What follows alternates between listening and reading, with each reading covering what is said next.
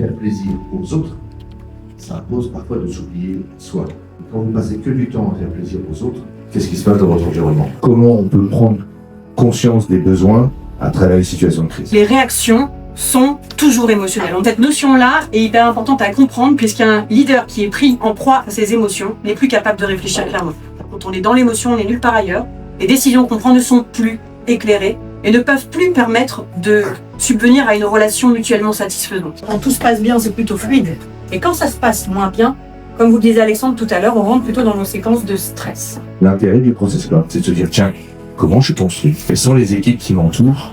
Et surtout, comment je peux améliorer la communication et faire performer la boîte avec ça. On est capable, Alexandre comme moi, de vous proposer ensemble soit les formations, pouvoir permettre à vos managers de comprendre ce modèle-là et leur permettre de mieux collaborer, de mieux communiquer, de mieux interagir avec les équipes. Possibilité également d'avoir un accompagnement, soit collectif, soit individuel, quand vous détectez qu'une personne ou deux aurait besoin de ce mode de fonctionnement-là, de cette compréhension-là pour être plus efficace. Donc c'est important pour nous, dans ces moments-là, de nous adapter à la parole. Je suis toujours étonné, moi, de voir à la fin que la situation de crise devient compréhensible quand on sait l'expliquer. Et pas quand on l'explique avec sa personnalité en stress, et quand on la pose et qu'on sait la partager.